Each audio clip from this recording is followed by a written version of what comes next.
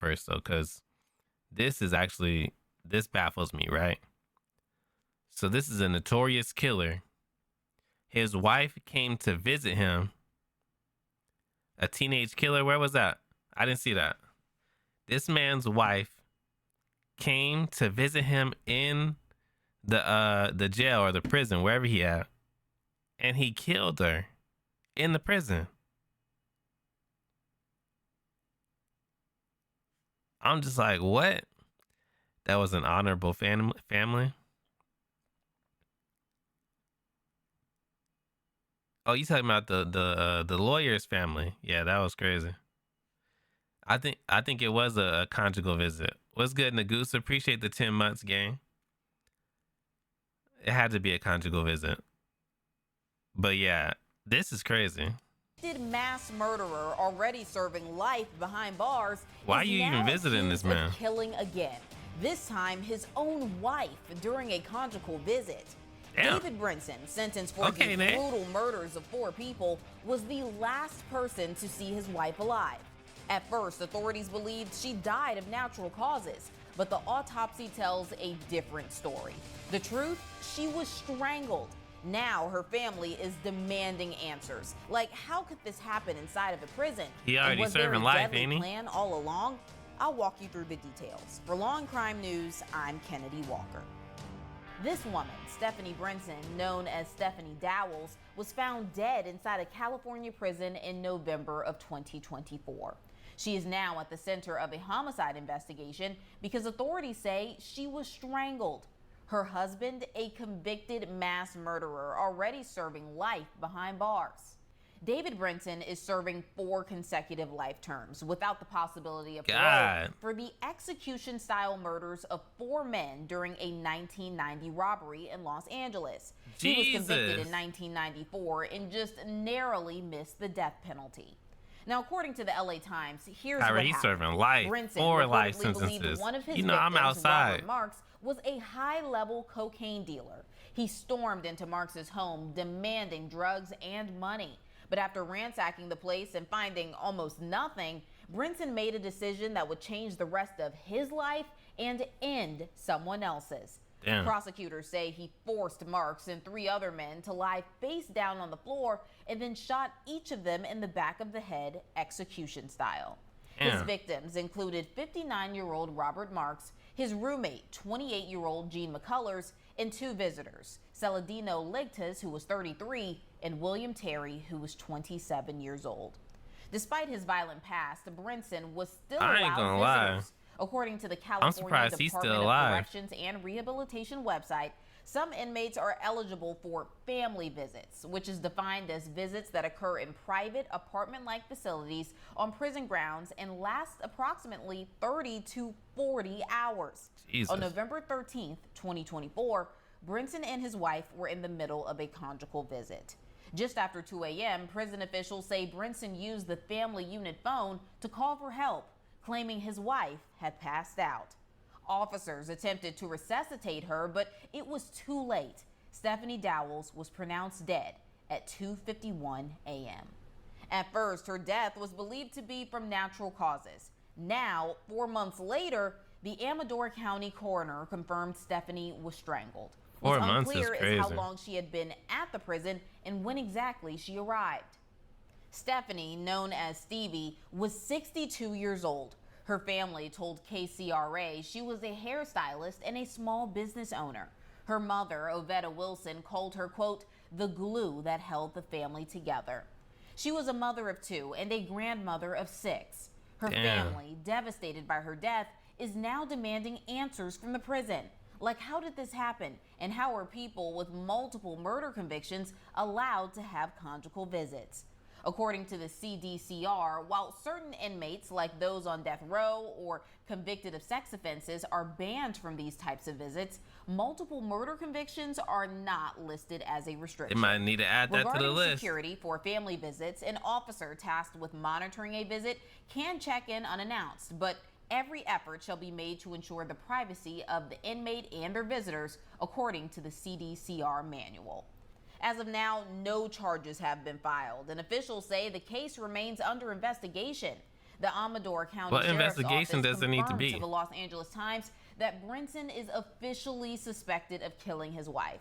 If convicted, this would be Brinson's 5th murder charge. What And investigation joining does me it need now to is be? prison consultant She Justin got Paterni. strangled to Justin, death, it's great to have you, and and he we was the want to only get one your in there with her. perspective. First, how strict is security during conjugal visits or family visits, and are inmates ever left completely alone with their visitors? Well, during the regular visitation in prison, there's always going to be guards inside of that room watching. There can be some embracing at the beginning and end of a visit. Sometimes prisoners get frisky. They'll break it down. They'll shut it down. They could end the visit for that prisoner and everyone.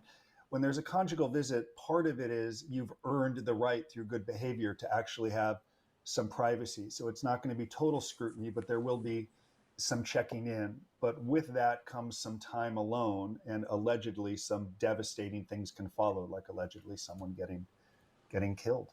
I want to thank our sponsor, Odoo, for making news stories like this possible. Odoo is an incredible, all-in my favorite copywriter, literally minutes. A couple minutes Odoo for sponsoring our domain is free web. Family visits. Anyone who visits in a prison is going to go through That's a good, comprehensive background check. You have to get approved to visit. If you have a DUI, any arrest, everything has to be disclosed, and then the prison is going to eventually approve or not allow the visitation. So there is a comprehensive screening before anyone's allowed to go in. Also, you're supposed to know someone before you actually visit, meaning if you're in prison and you meet someone, it could get harder to get approved to visit if you didn't know them before you went to prison. There should be some connection. And how common is it for violent offenders to be granted family visits? And do you think policies around this should change? It is pretty common, as we see here, and this person had been in prison for a very long time and apparently had built up a record that compelled prison staff to think, okay, he's worthy of these niceties, so to speak. The problem is when something like this happens, everyone's going to be held accountable. And that's sort of like prison. Even in a minimum security camp, you don't clean the microwaves well enough, no one's going to get the microwaves for a week. So in a scenario like this, prisoners who have earned it through good behavior, who are following policy and programming and preparing to come home, they are going to pay the ultimate price for this because, of course, there's going to be investigations. It's going to lead to more scrutiny. And prison is concerned about safety. So you can expect them to say, for the time being, we're going to shut down this process while we reevaluate our processes. So people who have earned it are really going to struggle. And of course, I empathize for the family who's enduring this traumatic tragedy. Are there any security measures in place inside these family units, and how often are they checked by the prison staff? Well, there are certainly security measures, and they're supposed to be checked every single day repeatedly to make sure that the prisoner has the privacy they need, but also there's checks and protocols to make sure they are supervising the prisoner. So whether it's hourly or every few hours, they're supposed to check that there's been a screening, they've watched, that everything is in order. But in an instance like this, if this person actually committed this crime, how long would it take? Just a minute or two, a few minutes? So if you're sick and you want to kill someone and you have a little semblance of privacy, you don't need much time. So that's the problem with these conjugal visits. It is different than a visitation where you are always in front of staff. If you're going to have some privacy and you have someone who is sick and wants to hurt, all you need is just a few moments for it to happen. Yeah, and you have some people that are asking, why do these inmates who, had to do bad things, and that's why they are in jail and prison, why are they even allowed conjugal visits? What do you say to that? Certainly a policy question. I served time in federal prison where there were no conjugal visits, and a judge and probation officer would say to you, if you were so concerned about conjugal visits, you probably shouldn't have broken the law. That is a consequence of your conviction. This is a state issue, and some states like California could be more liberal, allow these for people. They've determined through time and policy that this is a benefit some prisoners should have. Certainly other states say no, but in the federal system, they say absolutely no chance. In California, my home state, a little more liberal, they'll say this is a human need. And if someone's built a record that shows why they're a candidate for this closeness, which could lead to a better reintegration, connection to family, it's a benefit we're going to allow. But you can expect more scrutiny and perhaps a change in policy because of it, and a lot of upset prisoners as well. Based on your experience, how do inmates serving life sentences without parole behave differently from those with a chance of release? So I would argue there's two approaches. I only served a year in prison. My partner served 26 years in prison, including 8 years in the penitentiary, where he served time Damn. with people serving life sentences. And I've heard there are two directions that people can go. One can say, I'm serving life in prison, so I don't really care what happens to me if I break the law, get into disciplinary infractions. I'm here for the remainder of my life. Others will say, yes, I'm here for the remainder of my life, but I want to educate, I want to teach, I want to mentor young prisoners who someday will leave, that there's a better path. Our program, our nonprofit, for example, we do work in every California prison. So prisoners serving life sentences will go through our work. So some will say, I want to educate and teach and give back and make sure nobody returns. Others will say, I don't care, I'm going to live my life. There are things that I want. And in some instances, continue to commit crime and allegedly, kill people, including family members. Are there Jesus. any warning signs that an inmate could become violent towards a visitor, or are there cases like this where it could be, unpredictable? Well, if you look at the history of this prisoner killing people in cold blood in 1994, right? So you have the history that led someone to a life sentence in prison. So right out of the gate, that is a telltale sign.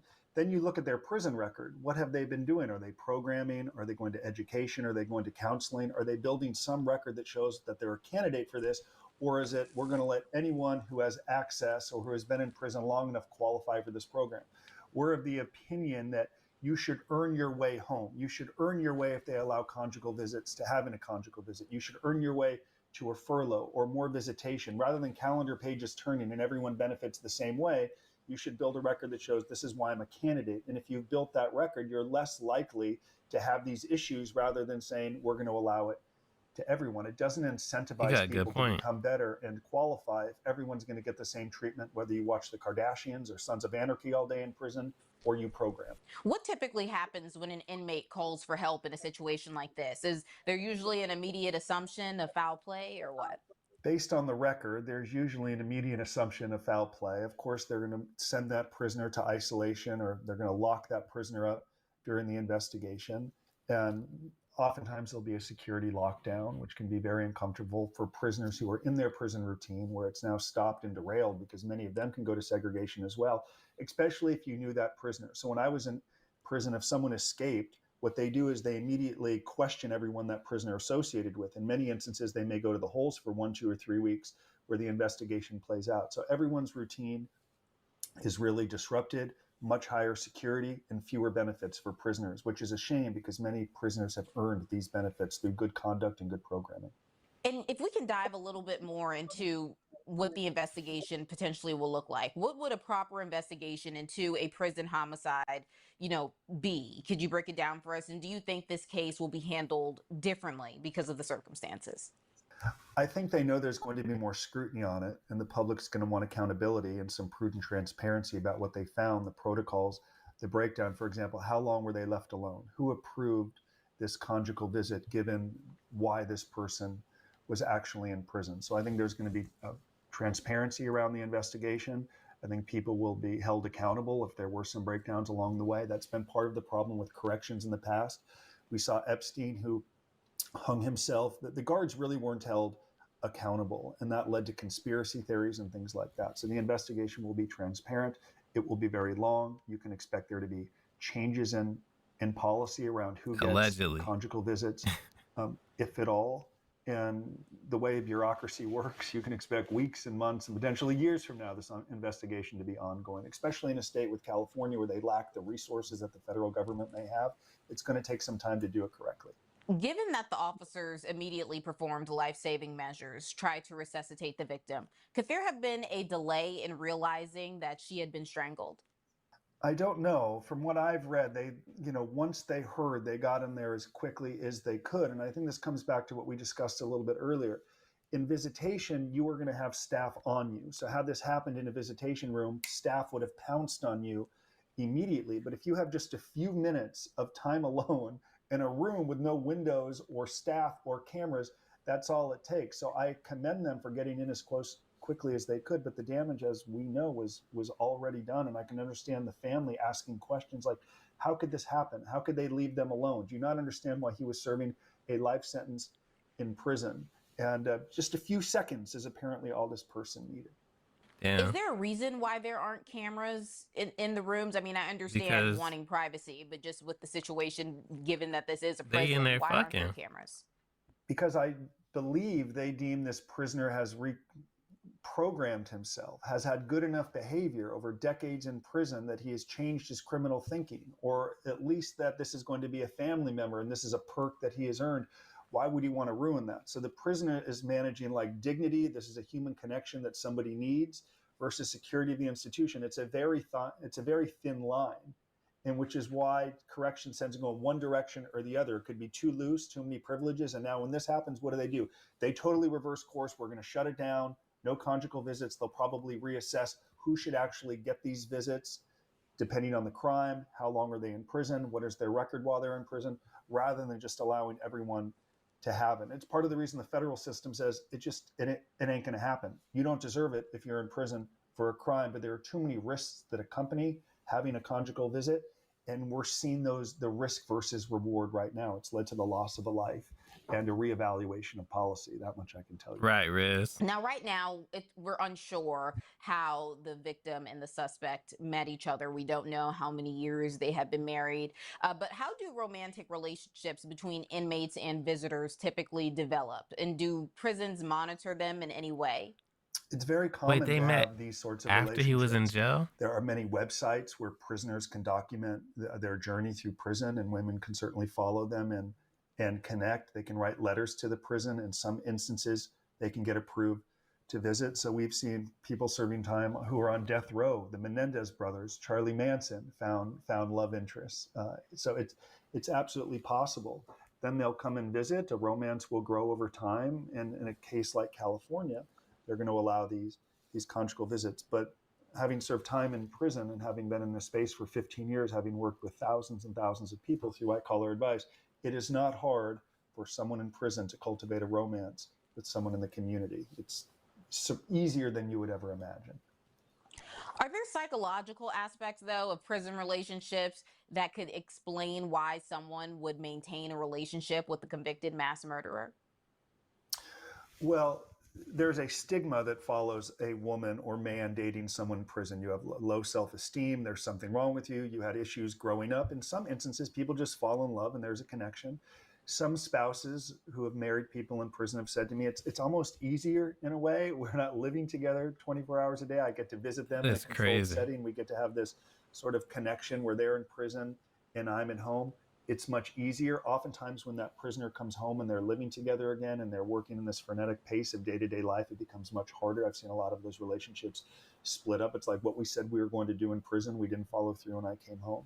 So I think it's a connection aspect, and getting something that they currently were not getting from people in everyday regular life, and they find that connection in prison. Many of them actually work out. Some of the best relationships I know are people who have connected and married in prison.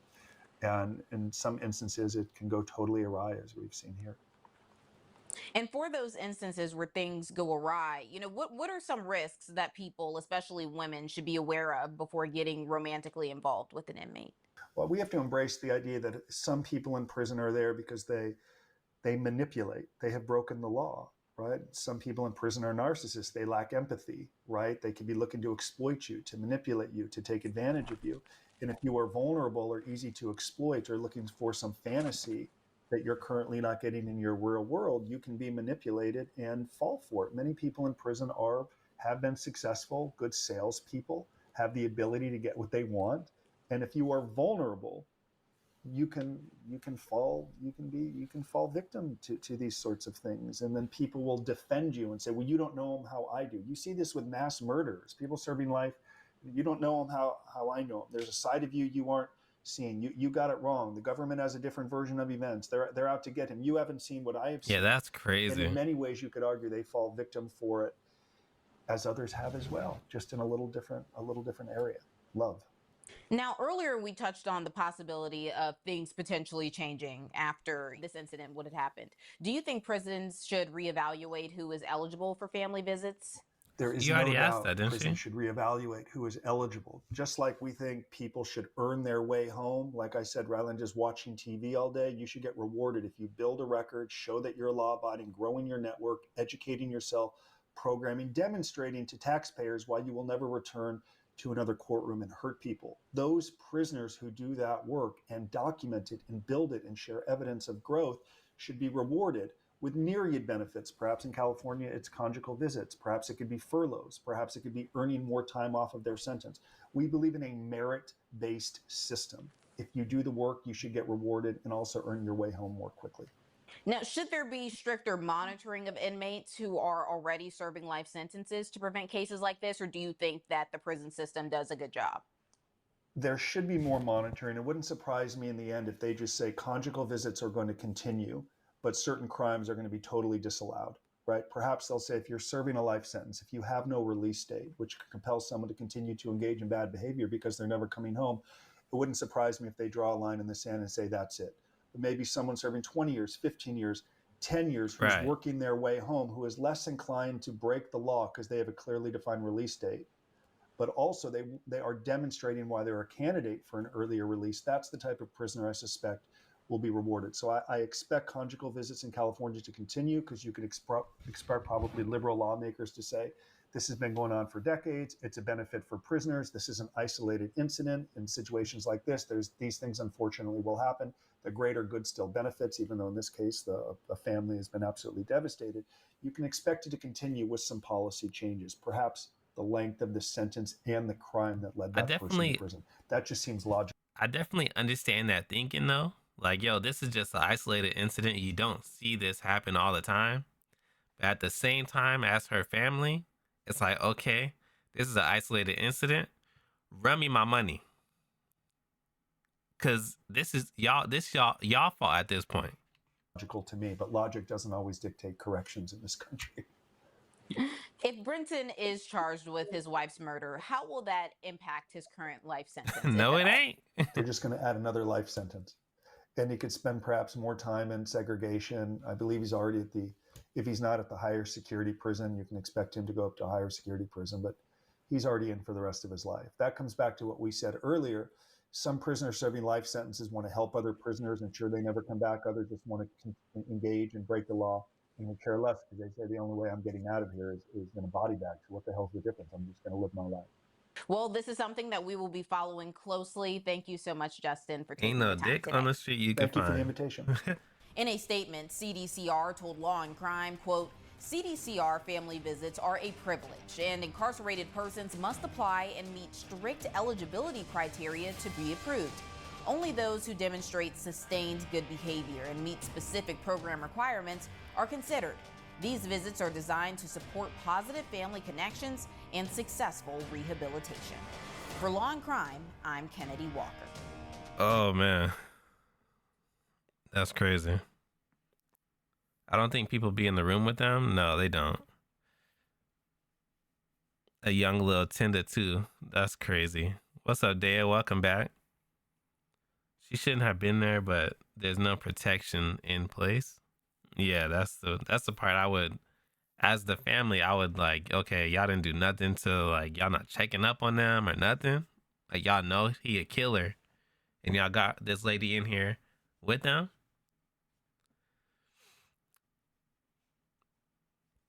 That's what that would be my case as one of their family members.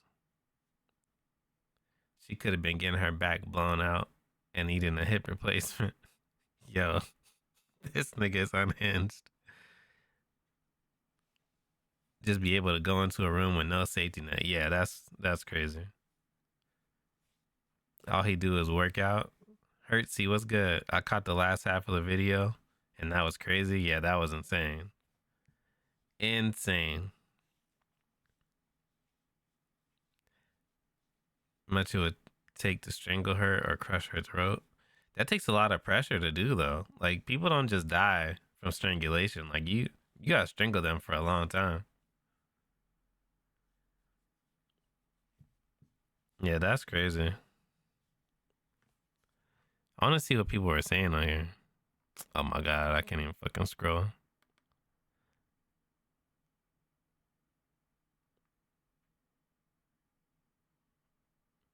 These about to be unserious.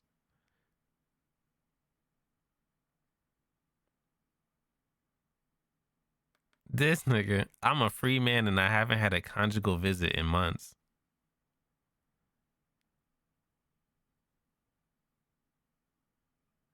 This is the part that confused me. It took 4 months to determine that she was strangled.